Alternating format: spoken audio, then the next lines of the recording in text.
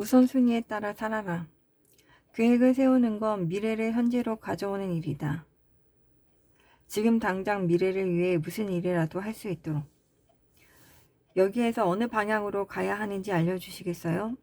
그건 내가 어디로 가고 싶어 하느냐에 달렸지. 고양이가 대답했다. 어디로 가든 상관없어요. 앨리스가 말했다. 그렇다면 어느 방향으로 가든 상관없잖아? 루이스 캐럴의 이상한 나라의 앨리스에 등장하는 앨리스와 채셔 고양이의 대화를 보면 목적의식과 우선순위의 밀접한 관계가 잘 나타나 있다. 목적의식을 가지고 살면 자신이 어디로 가고 싶은지 알 수 있다. 그리고 우선순위에 따라 살면 그 어디에 이르기 위해 무엇을 해야 하는지 알게 된다. 새로운 하루가 시작될 때마다 우리에게는 선택권이 주어진다. 무엇을 하면 좋을까? 혹은 무엇을 해야 할까? 라고 물을 수도 있다. 방향이나 목적의식이 없어도 무슨 일인가를 하면 어디론가 갈 수는 있다. 하지만 목적의식을 가지고 어딘가에 가는 경우라면 반드시 가야 하는 그곳에 도달하기 위해 해야만 하는 행동이 따르기 마련이다. 큰 그림을 위해 점 있기. 스크리지가 깨달았듯 우리의 삶은 우리가 품은 목적의식에 따라 움직인다. 하지만 스크리지도 직면해야 했던 한 가지 문제가 있다.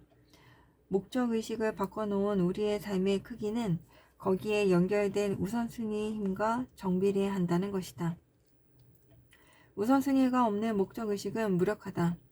우선순위라는 말은 14세기 라틴어의 prior, 즉 첫 번째라는 말에서 유래했다. 가장 중요한 무언가가 우선순위가 되는 것이다. 이 단어는 20세기까지도 단수로만 쓰였으나 곧 세상이 그것을 중요한 무언가라는 의미로 쓰기 시작하면서 복수인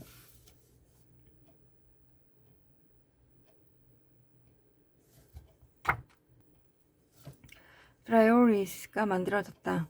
처음의 의미가 사라지면서 오늘날 우리는 앞에 최고의, 우선의, 첫 번째, 주요한, 가장 중요한 같은 단어를 붙임으로써 우선순위라는 말에 이전의 의미를 더하고 있다. 이렇게 보니 우선순위라는 단어가 참으로 흥미로운 여정을 거친 것 같지 않은가? 그러니 이 말을 할 때는 주의하는 것이 좋다. 우선순위에 대해 이야기하는 방식은 다양할 수 있어도 어떤 단어를 택하든 거기엔 탁월한 성과를 내기 위한 단 하나라는 의미가 포함되어야 한다. 목표 설정에 대해 가르칠 때마다 나는 목표와 우선순위가 어떻게 함께 움직이는지 보여주는 것을 최우선으로 삼는다. 그러기 위해 왜 목표를 세우고 계획을 만드는가? 라고 묻는다. 매우 다양하고도 좋은 답변이 나오긴 하지만 사실 우리가 목표와 계획을 세우는 이유는 단 하나다. 삶에서 중요한 순간을 잘 활용하기 위해서다.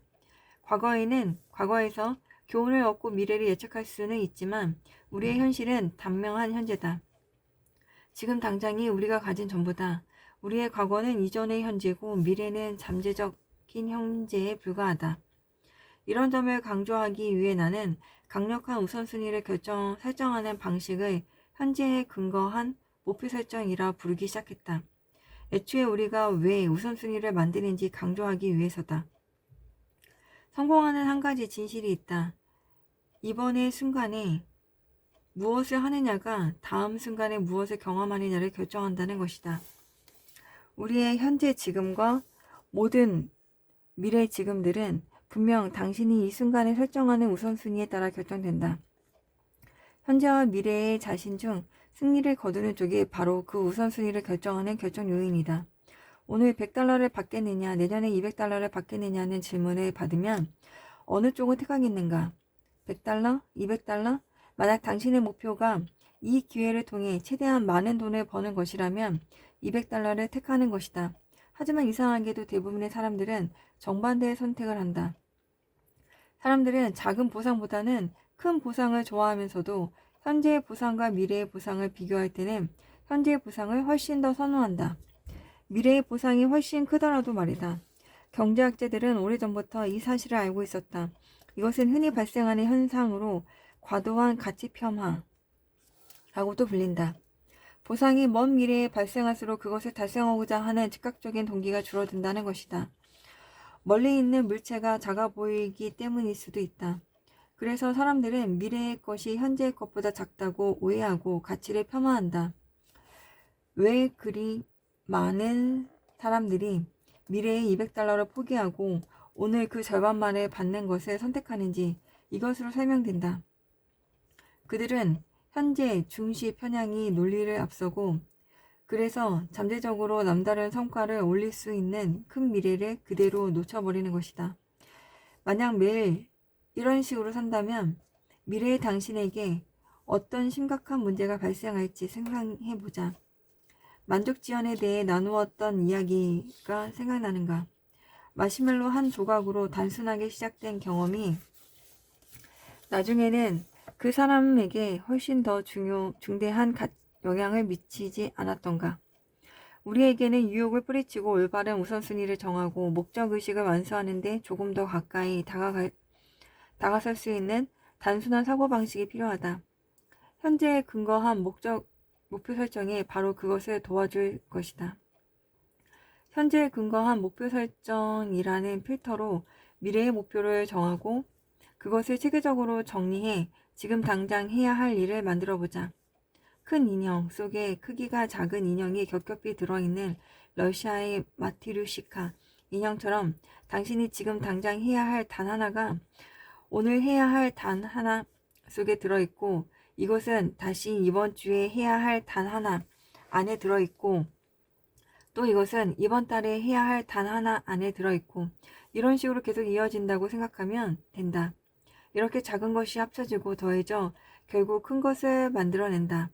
여기까지 했다면 당신도 줄을 맞춰 도미노를 세우기 시작한 것이다.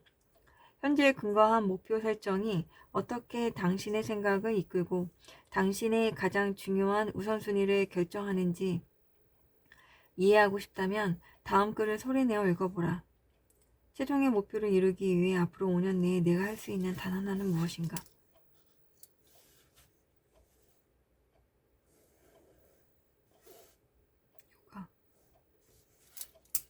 5년의 목표를 바탕으로 최종 목표, 5년의 목표를 달성하기 위해 올해 내가 할 수 있는 단 하나는 무엇인가? 근데 내가 하고 싶은 단 하나는 무엇인가?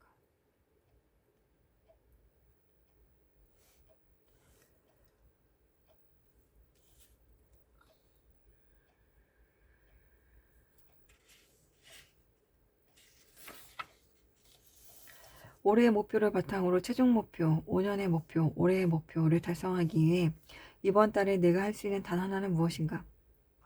이달의 목표를 바탕으로 최종 목표, 5년 목표, 올해의 목표, 이번 달의 목표를 달성하기 위해 이번 주에 내가 할 수 있는 단 하나는 무엇인가? 이번 주의 목표를 바탕으로 최종 목표, 5년 목표, 올해의 목표, 이번 달의 목표, 이번 주의 목표를 달성하기 위해 오늘 내가 할 수 있는 단 하나는 무엇인가? 오늘의 목표를 바탕으로 최종 목표, 5년 목표, 올해의 목표, 이번 달의 목표, 이번 주의 목표, 오늘의 목표를 위해 내가 지금 당장 할 수 있는 단 하나는 무엇인가?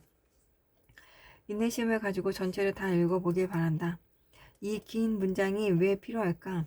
지금 당장 해야 하는 가장 중요한 일이 무엇인지 알 때까지 생각하는 법을 훈련하고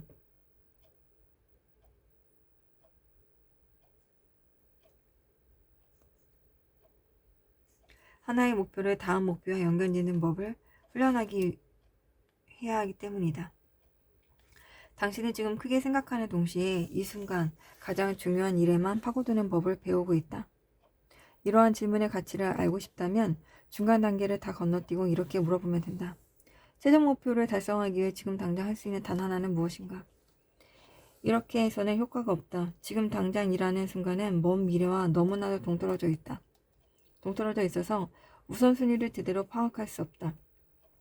물론 거기에 오늘, 이번 주 등을 추가할 수는 있겠지만 위에서 설명한 모든 단계를 차례대로 다 집어넣지 않으면 당신이 원하는 강력한 우선순위를 발견하지 못할 것이다. 바로 이것이 대부분의 사람들이 자신의 목표에 가까워지지 못하는 이유다. 목표 달성하기까지 필요한 모든 내일에 오늘을 연결시키지 못했기 때문이다. 오늘을 당신이 가진 모든 내일과 연결시켜라. 이를 뒷받침하는 연구 결과도 있다. 총 262명 학생을 대상으로 시각화가 결과에 어떤 영향을 미치는지 조사했다.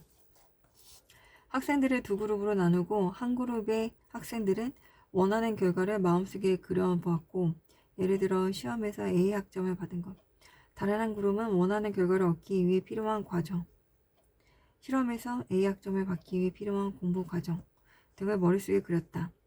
결론적으로 말하면 과정을 시각화한 학생들이 전반적으로 더 나은 결과를 얻었다.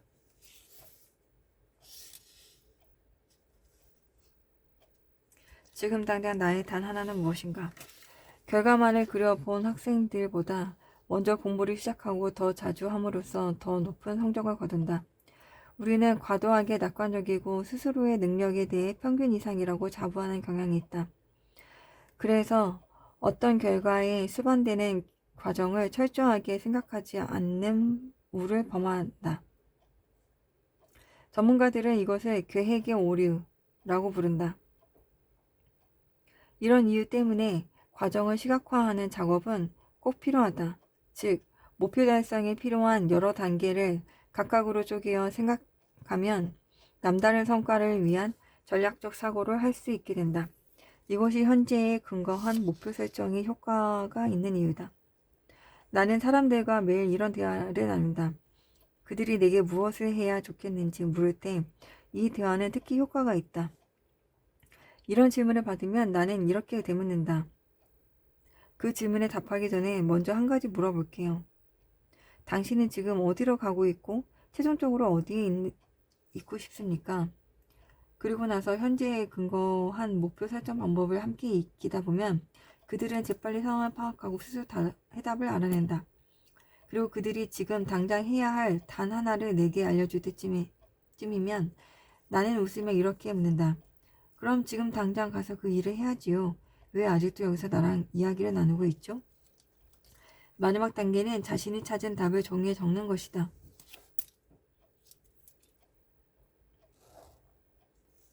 목표를 종이에 적는 것에 대해서는 지금까지 무수히 많은 조언들을 들었을 것이다. 그러는 데는 다 이유가 있다. 그것이 효과적이기 때문이다. 2008년 캘리포니아 도미니칸 대학교의 게일 매튜스 박사는 다양한 직업과 국적을 가진 267명의 실험 참가자들을 선발해 실험을 실시했다. 그중 자신의 목표를 직접 적어 둔 사람은 그것을 달성할 가능성이 그렇지 않은 사람보다 39.5%나 높았다. 목표와 가장 중요한 것을 적어 두는 것은 우선순위에 따라 살기 위해 당신이 해야 할 마지막 단계다. 그리고 무슨 일을 해야 할지 알게 된 다음 해야 할 단 한 가지는 아는 것을 실천하는 일이다.